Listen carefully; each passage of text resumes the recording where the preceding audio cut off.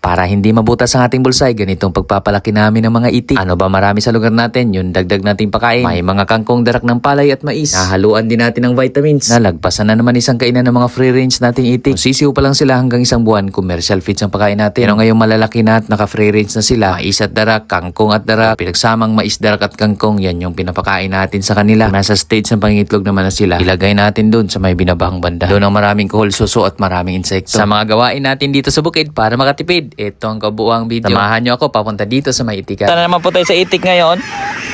At dito nga po, abang pababa ako, yan o, may sumunod sa akin o. Yung mga pabo mula sa ibabaw. So na-realize ko lang, o kaya pala nila sa ganitong medyo pabangin, yung pa-slope na area, pwede rin siguro tayo magawa ng housing or maglambat dito na side. Tapos dito natin ilagay. O, naisip ko lang din na pwede palang gawin yun. Mga pabo naman po yan. Manok, madalas yan nandito. Ito po, manok. Ngayon, tara, diretso muna tayo sa itikan. At kanina may napansin ako nakawalang itik, pero mukhang nakapasok na ulit. Wala na dito eh.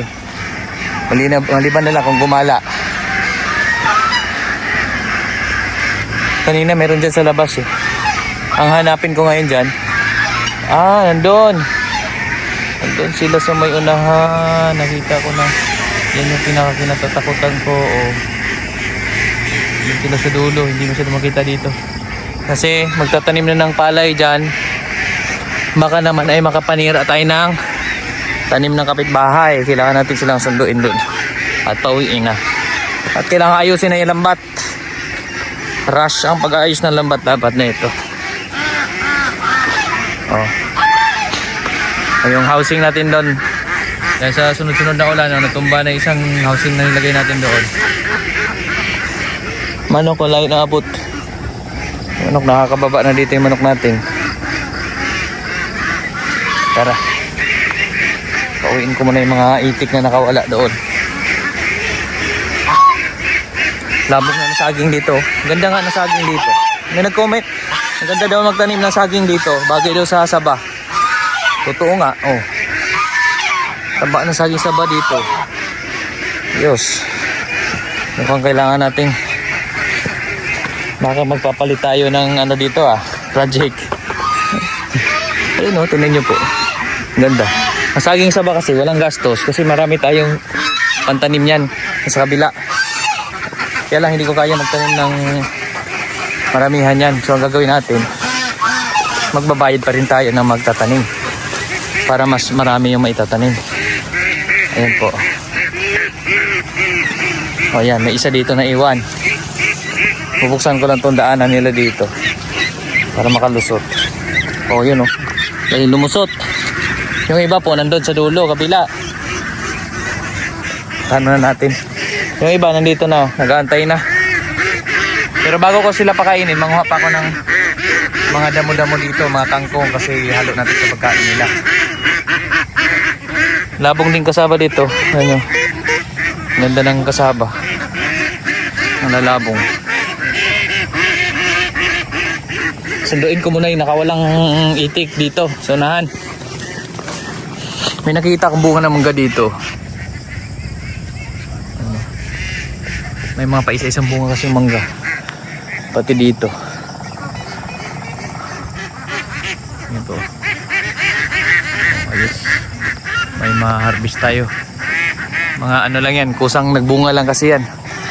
Marami pa yan, doon sa dulo, mga mangga. Mga kusang nagbubunga kasi hindi tayo nag-i-spray. Tara, tayo. Sa katabi, nakatanim na silang palay. Habang tayo, mga itik natin, nakakawala. Ayun na. Pero ang maganda dyan sa kanila, busog sila. Pero ang nakakatakot niyan, pag panira na tayo ng tanim. Yun so ikot lang ako dito para umuwi sila. Oli, oli, oli!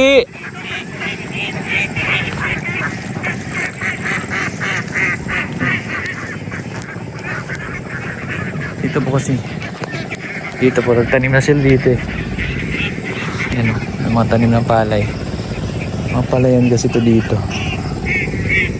Uli, uli! Uli! Lumayo pa lalo. Kailangan ko umikot. Pero ang ganda po ng view dito. Naisip ko nga magtayo ng resort dito eh. Magawa tayo dyan ng mga rooms. Dyan sa side na yan. Tapos ang view mo naman eto. Diba? Tapos mag-harvest ka ng itlog pag umaga.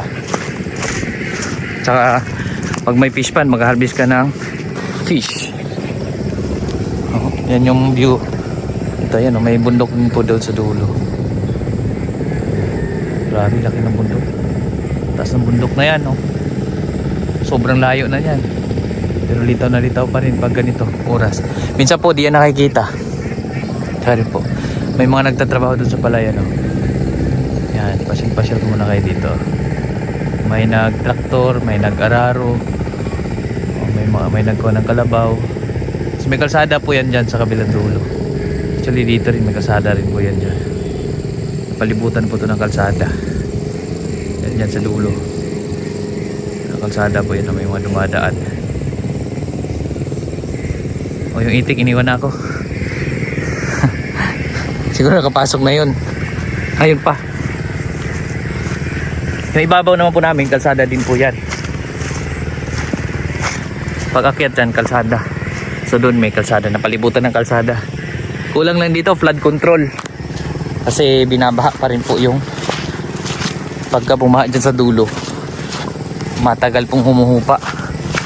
Advantage naman sa itik kasi yung mga suso, yan, mga shells na sa tubig tabang pumapasok dito. Pagkain ng itik yan. Sulod, sulod! Oh.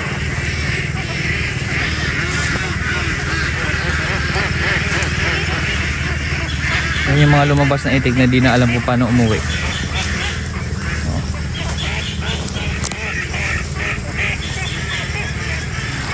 Sulod!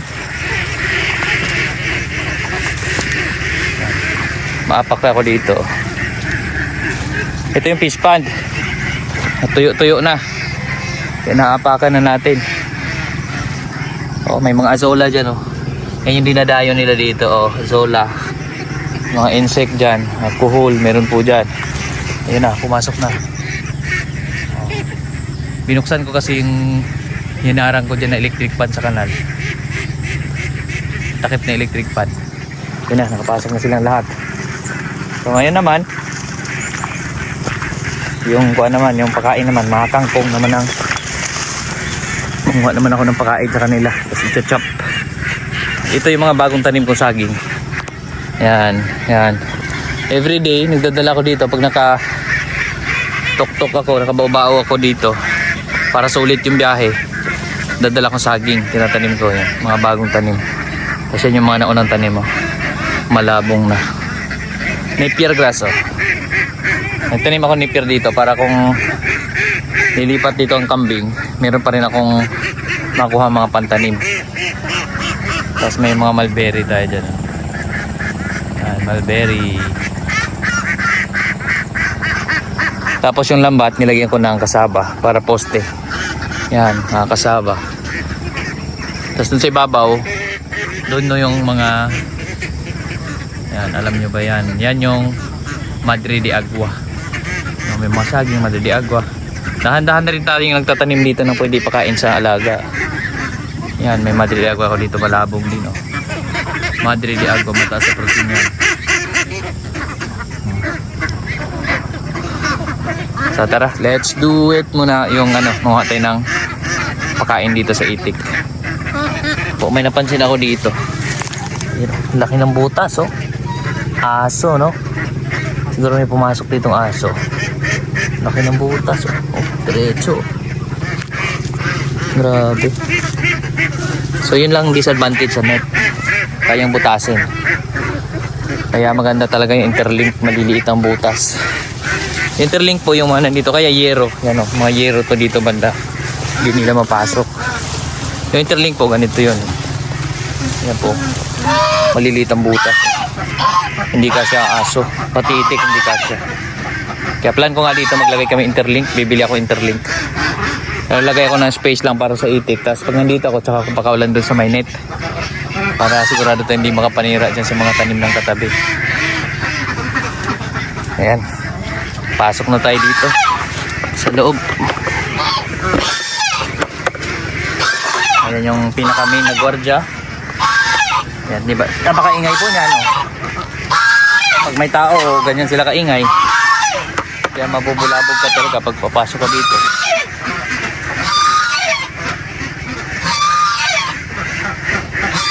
Hello, mga gansa. Hello. Oh. Dito. Oh, may itlog na naman, oh. Ilan na ba itlog? Kumusta na? May nakita na naman itlog, napakaputik. Kaya may nasilip na naman tayong itlog doon sa unahan. Pero bibigyan na natin sila ng pakain. Ito po, dahil konti lang naman, tumanin dito. Ito yung mga nangingitlog na. Binibigyan ko laying mask. Ay, laying duck layer. Ayan yung itlog nila, oh, putik. Maputik na itlog. Yung sa putik ka nangingitlog, oh. So, pang-ulam na rin yan. Dalawa, oh, nandun pa sa unahan. Bigyan muna natin silang feeds.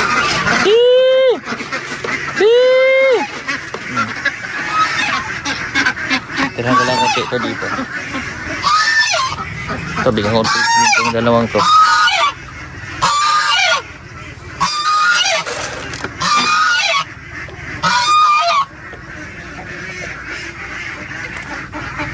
Ano po? Oh. Kaya ako binibigay sa loob para hindi maputikan yung pagkain nila. So dyan naman po, nasa 1.5 kilo pinapakain ko sa umaga. Sa hapon ganun din. Nasa 3 kilos yung budget ko para dito sa mga itik na to na nangingitlog na. Para mangitlog na rin yung iba. Ito yung trial ko lang yan sila. Trial and error, yun o, napakaputik ng egg, oh. Putik na, oh, may pigs pa pala. Ito pa, oh. Grabe. May ulam na. Kung araw-araw, tig dalawa, o isang buwan, meron na tayong 60 piraso na egg ng itik. Yung dito, maputik lang pula talaga. Pero buti na lang may bahay sila, sa ilalim hindi naman po maputik. Ito po, dito maputik din yan dyan, oh. Pag ganito maulan, napaka-maputik. Pero doon sa ibabaw, meron namang hindi maputik. Oh, doon kasi may mga bubong na doon. So dito po tayo kumuha ng kangkong. Dahil tinipid na natin sila sa mais, so kangkong naman, haluan na natin mais, kangkong, yan yung imimix natin na kain sa mga itik. Ito po yung dating fish pad, asulapan saka fish pad. Dating pinakauna fish pad to, tapos ginawang asulapan. Ngayon naging kangkungan. Kusa lang siya naging kangkungaan. O kusa lang to, hindi ko pala tinamnan kasi ang tinamnan ko doon. Ito kusa lang, gumapang yung kangkong. Tinuloy-tuloy lang natin. Kangkungan na lang talaga siya. So itong kangkong, sinachap natin to. Maganda sana yung asula, tulad dati, sobrang dami. Kaya lang, nung tag-init, naubos. Kaya ginawa natin kangkungan. Hinayaan lang natin siya maging kangkungan. Yan, napakarami.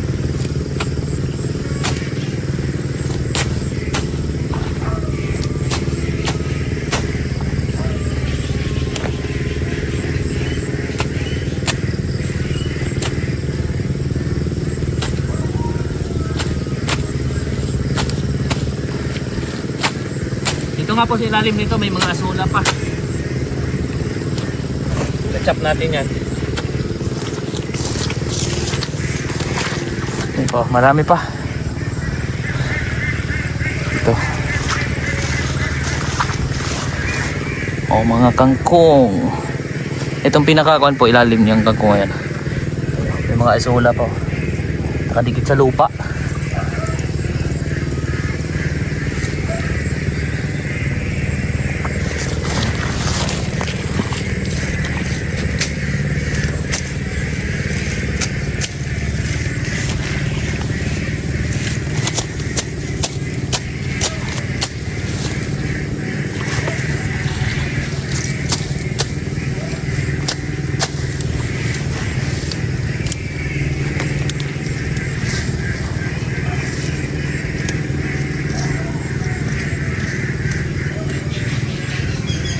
Actually, kung gusto natin gawin fish pond to, pwede pa rin. Punuin natin tubig para yung isda nito marami makain. Hindi lang lulutang yung kangkong, kinakainin ng isda yung mga kangkong. Dito nga po, pwede rin dito eh. Putik eh.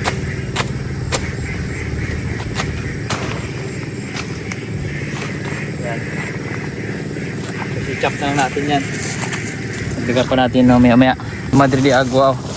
Patray Cantera. Yan, marami na rin po. Malabong na rin, manguha na rin tayo na ito. Nagdag natin pakain dun. Dami insekto dito. Paborito ito ng itik. Yan o. Para lumabong lalo. Mga dulo.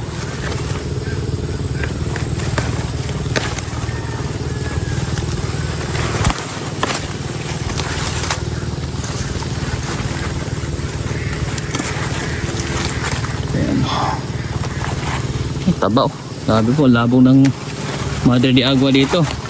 Kung tinamnan natin, medyo yung lupa niya medyo mabasa. Tapos medyo may lilim ng mangga. Tapos pag umaga, nasisinagan siya ng araw galing doon. Yan oh. Ang lalabong, ganito pala maganda ang Madre de Agua tumubo. Ayun po, ang daming dahon oh. Ang laki ng mga dahon. Matay ayos.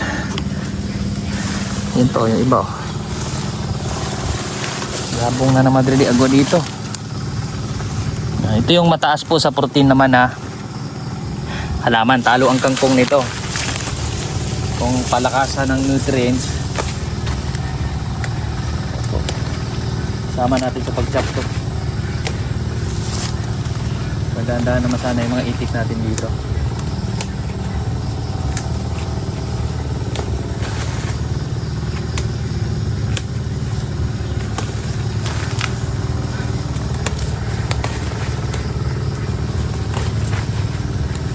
Tinanim natin dati, ngayon oh. Sobrang labong na. Ito na lang napinig dito. Ito ahas.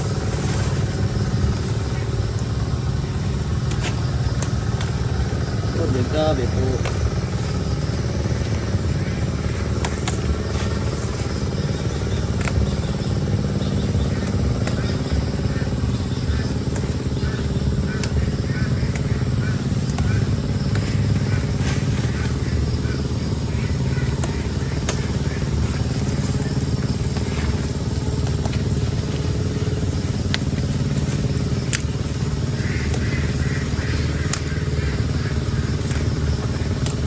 Isang puno, marami-rami natin nakuha.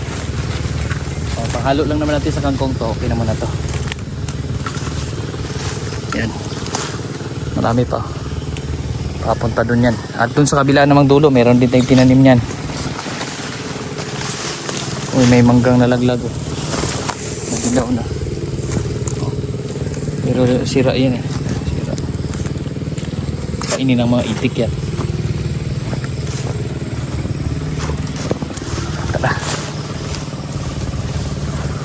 Dito po, ito naman yung soon no, mamumunga.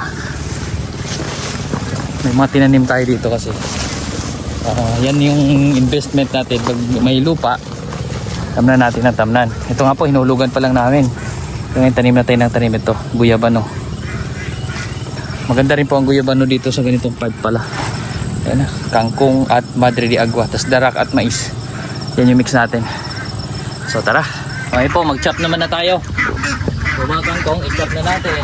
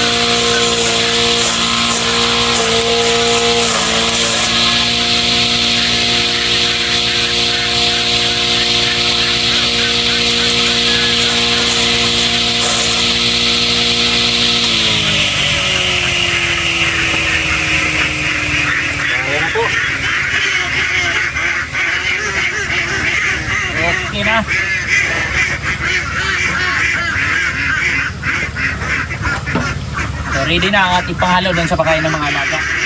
Mix naman na natin yun doon. So, yun na po. Ito na yung ating kangkong. Tiraang kangkong para doon sa mga baboy at pabo naman din sa babaw. So, yung darak at mais. Mix lang natin.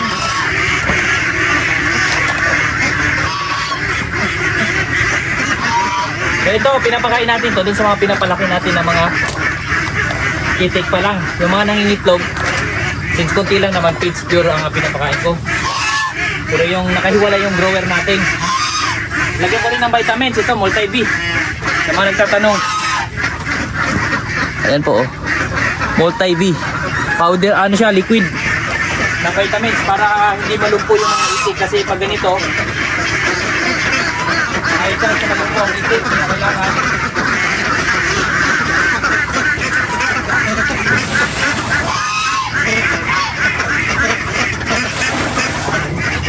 Kailangan haluan ko vitamins.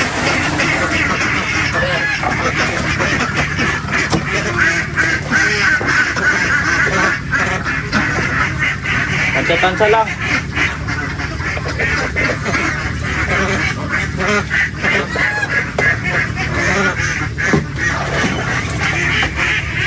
Natin.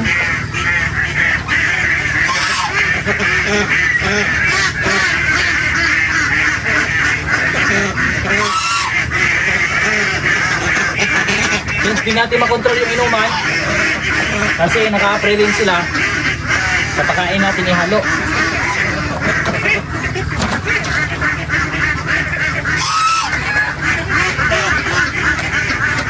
Lagyan ko konti yung gansa. So,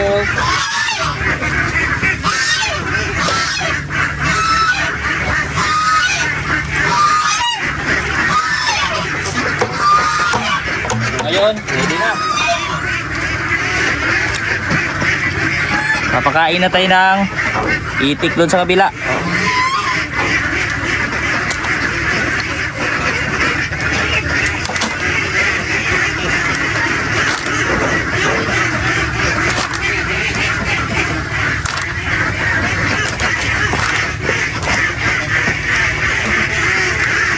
So ito po yung ginagawa natin since naka-pre-range na yung itik natin.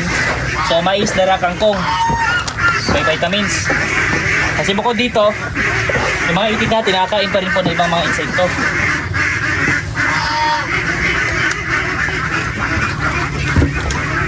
So tara, pakain mo na tayo itik. Oh, yeah. Dito po sa unahan yung ito yung mga itik na nangingitlog na nakahiwalay sila dito. Hello. Yan yung pinakain natin kanina. Ang laying mash. Ito yung grower. Nakahiwalay naman sila dyan. Hello. Ito yung mga growing stage. Sa growing stage natin, mas masaya yan sila. Kasi pre-range sila dyan. Open. Open yung area nila. Ay nakalambat lang pero mas malawak yung kumbaga. Ano oh? Oh, naipit. Oh, tignan nyo. Kung gaano kalalakas kumain yan oh. Lunok agad. Tara. Tayo, doon. Grabe oh, putik na dito oh. Oh. Kaya maganda po talaga, medyo malawak-lawak yung lambat. Tulad dito, hindi maputik dito na part.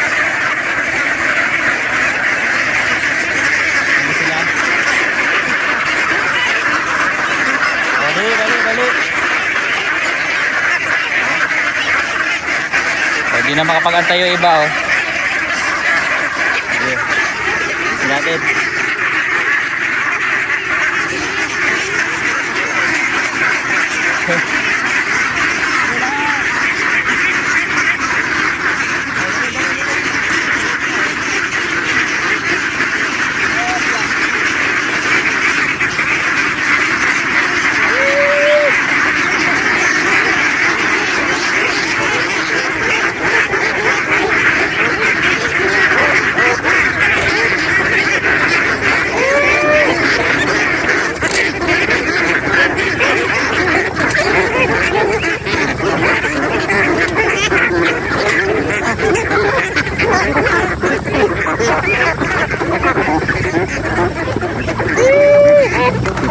Kaya tawag-tawag ko para masanay sila. Once na papakain ako, pag sumigaw ako gano'n, lalapit na sila.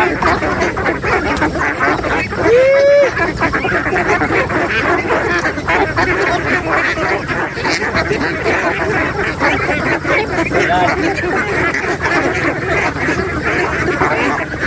Yung binibigay natin sa kanila, sakto lang po. Hindi gaano marami, hindi rin gaano kulang. Sapat-sapat lang para mangain pa rin sila dyan.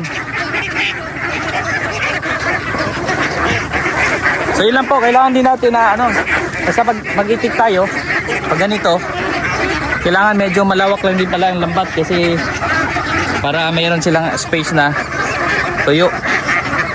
Although ito, kasi halimbawa ang inuna ko dito, pag bumaha dyan, meron silang aakyatan doon sa ibabaw. Ito, sobrang putik na doon, pwede sila doon. Paakyat yan pa-slope kasi yan, paakyat. So hindi naman abot ng baha dyan. Once na bumaha, meron silang matatabihan. Pero dito, di natin controlled. Yung mga itik natin, nandyan sa mga putikan, nagasisid sa putikan. Hindi natin talaga kontrolado yan. Ang mahalaga ay ginawa lang natin best natin. Pero pansin ko naman kahit talaga ganyan sila dyan, basta open naman yung area, tsaka may napupuntahan sila, tingnan nyo dun sa unahan. Lagi natin pinapakita sa inyo ito. May mga tubigan din po dyan. Ito po, kanal to, galing dun sa bukal. Ayan po, malinaw na may tubig dito. O, dyan sila nainom. Tapos may Madre de Agua rin dito po. Nainom sila dyan, yan yung bukal. May ibabaw niyan, itik din. Yung mga grower na, yung mga nangitlog na itik nandun sa ibabaw. So, yung itik naman design mo. So, mga ganyan. Doon din sa una, matubig. Marami pong tubigan na part. At lagi pong agos ang tubig dito. Laging gumagalaw. Dahil nga po yung may bukal sa ibabaw. So, yun yung advantage. Pagkatapos niyang kumain, yung iba, gagala na yan. Yan. Ito, palaya na malalim. Malalim daw po to hanggang liigaw halos ang lalim nito. Nagdamo siya. So galaan siya ng itik. Kasi mahirap po tamnan pag ganito kalalim. Pero pwede naman pababawin to kung may panggastos na tayo kasi gagawin natin dito kanal. May malaking kanal yan. Kakanalan yan palabas dun para walang maiimbak na tubig. Para tumigas ulit yung lupa dito na part. Tulad dito, ito matigas na may lupa dito. Diyan yung malambot. Ayan.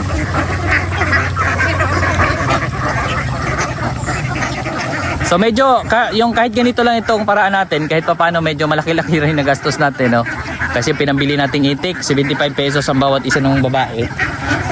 Kung may incubator tayo or mag-umpisa tayong kunti-kunti lang, mas okay. Tapos incubate o palimlim natin hanggang sa dumami itik natin. Pwede yung ganon. Doon pa lang sa pagbili, malaki-laki rin po gastos. Nasa 15,000 yung gastos ko sa pambiling itik pa lang. Nasa 200 piraso yung babae. Tapos yung lalaki libre.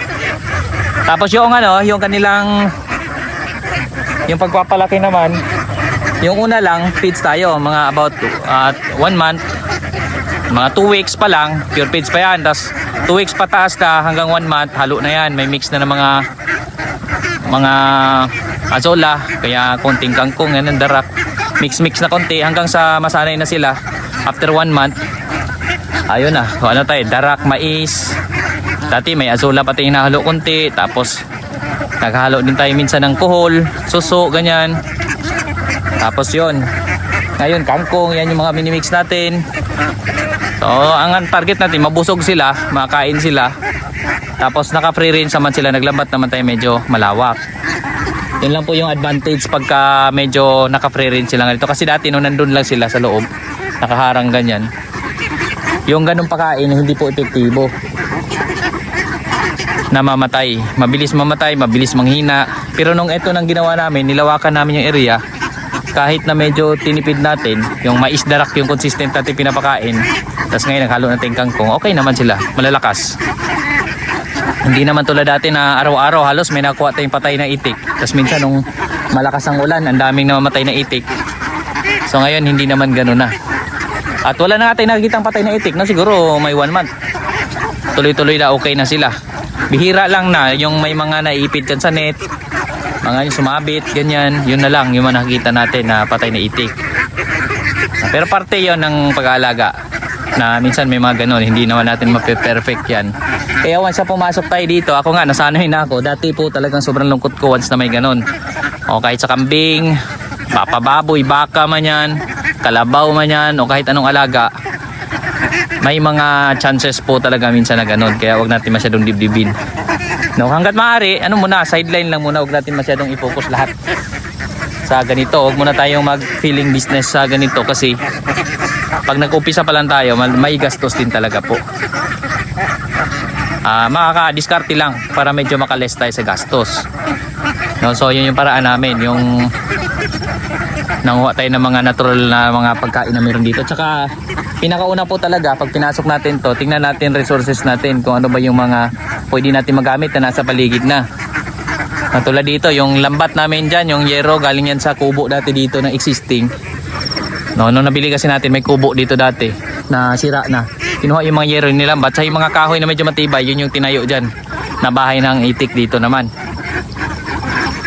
So yun yung ginamit natin. Ito lang binili ko dito yung interlink. Yung mga interlink na lambat. So, yung mga yun. Yan, kasi takot tayo dati sa aso. Ngayon nawala na yung takot ko sa aso kasi mas priority ko na mas malawak sila magalaan, kaya nakanet lang ako, lagi ko lang tinitingnan. Siguro di natin alam kung nababawasan o hindi, sa dami nila di natin alam importante di natin alam, no, di natin mapapansin na bawas kasi ang mahirap pagka nabawasan sila tas ubos, kunting-kunti na lang tira.